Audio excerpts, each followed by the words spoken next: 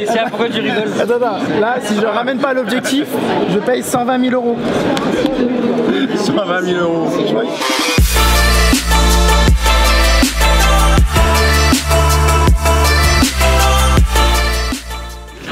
Salut à tous, et on est aujourd'hui à Montier pour le festival de la photo animalière, et on est venu ici avec l'équipe Canon. Donc je vais vous faire découvrir mon pote Mathieu, et il y a aussi un autre photographe, Alexis Rateau, qui est avec nous aussi, un photographe animalier. Et donc on va découvrir ce festival. Le concept est assez simple en fait. Dans toute la ville et les petites villes et villages qu'il y a autour, en fait, il y a des expositions sur la photo animalière. Les gens peuvent venir ici, prendre du matériel chez Canon et d'autres marques, les tester et ensuite potentiellement l'acheter. Donc on va rentrer et on va voir un petit peu comment se déroule ce festival. C'est parti. Alors là, il y a grosse sécurité à l'entrée, et surtout qu'on a des badges ouais, vraiment ultra sécurisés quand même. Donc là, faut faire gaffe. Hein. Donc là, premier truc qu'on va faire, c'est qu'on va aller au stand Canon CPS pour faire en fait nettoyer mon capteur ADX Mark II. Donc je vais laisser mon boîtier là-bas et on va le récupérer après. On va faire le tour, on va voir tout petit peu tout ce qu'il y a ici. Je pense qu'il y a d'autres trucs marrants à faire à mon avis avec tous les trucs de camouflage là. Allez, on va nettoyer le capteur. Bon, présente-nous. Je vous présente Mathieu Mars, qui s'occupe donc des réseaux sociaux et un peu plus chez Canon. Et un peu plus. De l'influence, exactement. De l'influence, faut influencer. Voilà, avec des influenceurs. Est-ce que je t'ai pas influencé hier quand même? Toi? Moi? T'as acheté un truc quand même? Bien sûr. On va montrer ce que t'as acheté après. Et tu vas acheter le même? Je vais acheter le même. Et voilà. Même que c'est très surprenant. C'est un des plus gros investissements qu'on a fait chez Canon et vous allez voir, c'est dingue. On est avec l'équipe Canon. D'accord. Elle nous a dit qu'on pouvait venir vous voir, Alain. Il nous a dit qu'on pouvait venir vous voir pour l'ADX. D'accord. Voilà. Vous nettoyez, c'est ça? C'est ça. D'accord, ok, ça marche. Il va le nettoyer. Ok. Il va regarder ça. Ok, il faut quand même remplir votre coordonnées.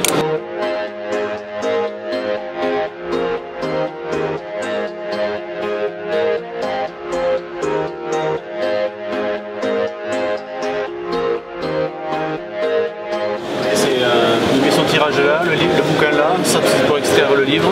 D'accord. Et voilà, et le livre est numéroté.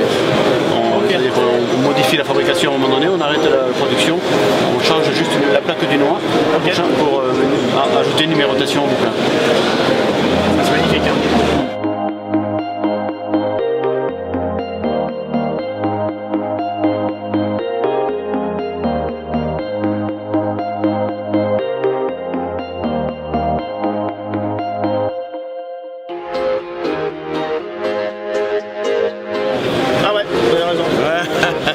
Ceux-là aussi sont bons?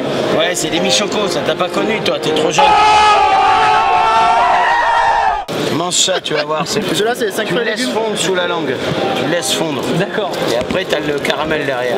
Et ça, t'as des bêtises de Cambrai. Tu connais pas? Non. Bah, tu prends ça, tu mangeras. C'est très bon, ça à la menthe. Alors, celui à la menthe. C'est dégueulasse. Trop bien.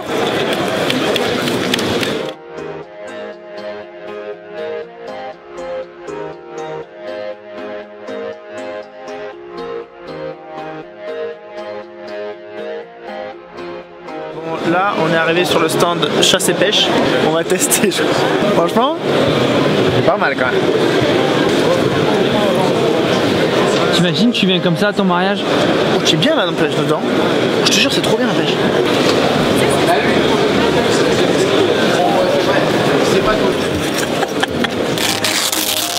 Ah voilà. Ah ouais. Putain, c'est bien comme ça. Et du coup, ça, ce gaffeur, comme ça sera quoi? Voilà. Stéphane Couchou a dit qu'il fallait du gaffeur. Ça, c'est du gaffeur que tu mets autour des objectifs, des zooms et tout, en fait, pour te camoufler. Parce que l'objectif, par exemple, le Canon est tout blanc. Et si t'es dans un décor, si t'es dans la neige, ça marche bien tout blanc. Mais si t'es dans la forêt, ça marche pas. Donc tu mets ça. Voilà. Ça, tu vois, par exemple, en Namibie, j'avais mon coussin, mais j'ai utilisé mon coussin Quechua où je posais mon objectif dessus sur la voiture. En fait, là, c'est un petit coussin. Il est joli, quoi. C'est juste un coussin.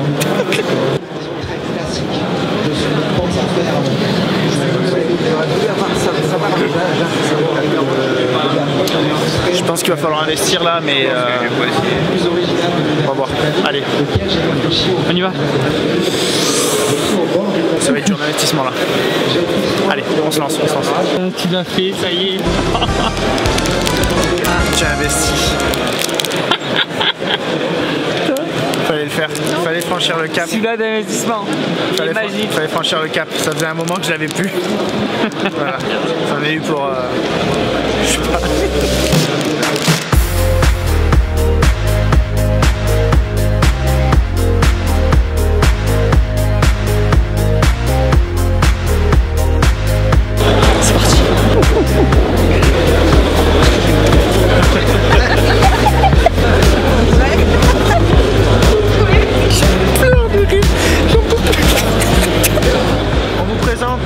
Alexis Rato, hein? Salut. Salut, voilà. Donc présente-toi Alexis. Que Je fais-tu? m'appelle Alexis Rato, moi je suis photographe amateur pour le moment. Ouais. Je tends vers le professionnel. Un bon amateur on va dire, hein, quand même. voilà. Ah, il est très On très mettra bon. sur Instagram dans le Ouais. Ouais. Vous allez voir. Et vous allez voir Je que fais, principalement de la photo animalière. J'ai commencé à faire de la photo de tout comme ça et puis petit à petit on m'a collé l'étiquette de photographe animalier et puis je me suis lancé là-dedans. Principalement les photos autour de chez moi et puis lors de mes voyages un peu plus exotiques comme les tigres en Thaïlande, ce genre de choses. Quoi. Donc allez voir sa page.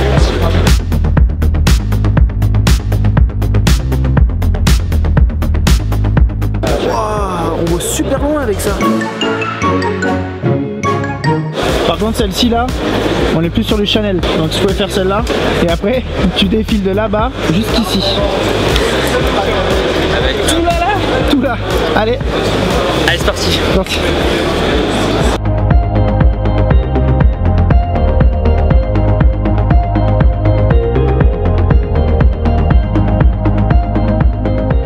Et ça y est, il est prêt, il est tout propre. Bah merci.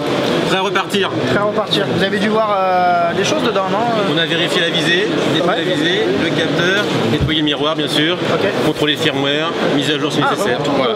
Ah mais avec la mise à jour et tout? Oui, c'est la mise à jour également. Oh là, ouais, là on est prêt pour faire de la photo là. Voilà. Parfait, bah, génial.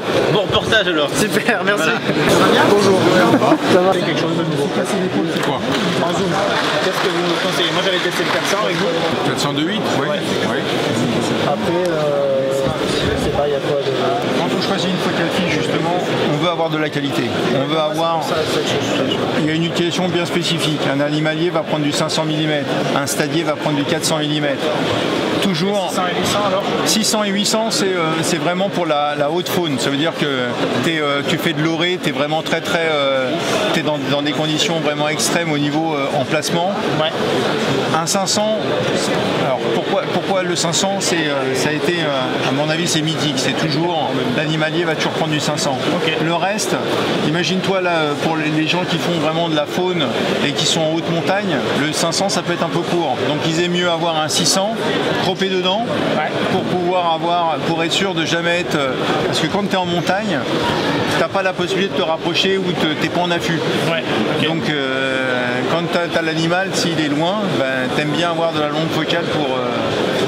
Bon, imagine-toi, tu fais vraiment de l'Antarctique et tu es face à un ours, il vaut mieux être derrière un 600 que derrière un 400. Ouais. Là, on n'est pas... Regarde, 600, on dirait que ça va... On va voir. Franchement... Ouais, non, c'est incroyable. Tu rigoles. Attends, là, si je ramène pas l'objectif, je paye 120 000 €. 120 000 €. Je crois qu'ils se sont trompés là. Ok, bon, ça va. Nickel. J'ai signé ma mort. J'ai signé ma mort. Ah ben félicitations, il a acheté un T3.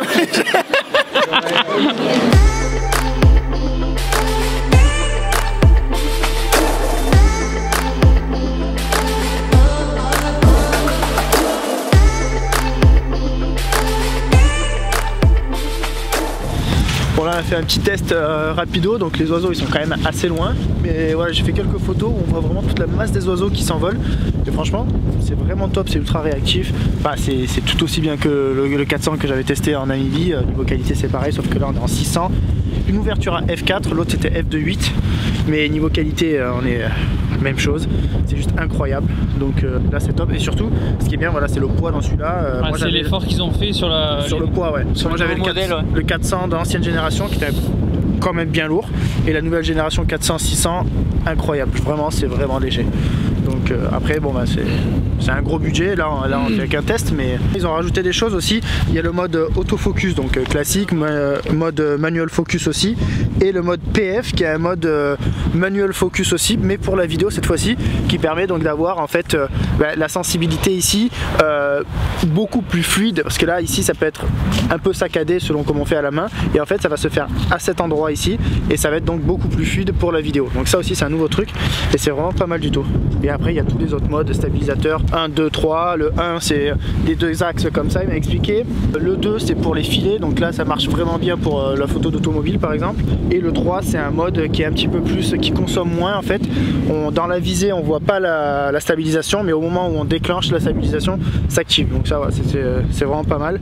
Et pas mal d'autres trucs qu'il y a dessus, voilà, ça c'est vraiment le plus important. Et aussi là ils ont fait des trucs aussi avec des boutons où on peut pré-régler dans l'appareil photo en fait certains modes qu'on peut avoir plus rapide ici au niveau de l'autofocus par exemple. Donc vous aurez juste à cliquer sur ces boutons là et tac, après ça vous règle votre objectif.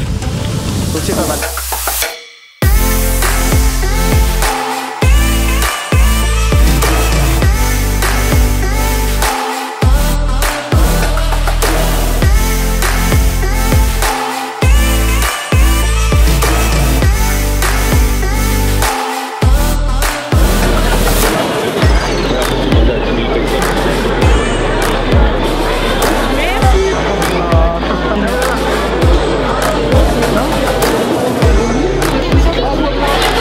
Il y a un des petits qui m'a expliqué, il y a un monsieur et en fait il a pris toutes les photos, enfin pas toutes les photos, tous les dessins en fait des enfants de maternelle, des arbres.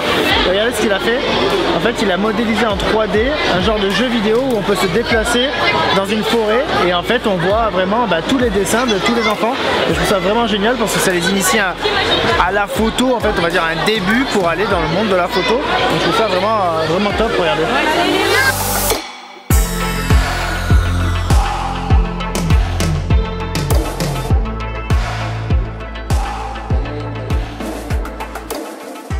Et voilà, c'est fini, c'est la fin de ce vlog. J'espère que ça vous aura plu. On a quand même bien rigolé ici. C'est un super festival, je vous conseille vraiment de venir. Il est là chaque année et ça vous permet vraiment, enfin moi pour ma part, de découvrir plein de photographes animaliers, des super photos. Donc ça c'était vraiment génial.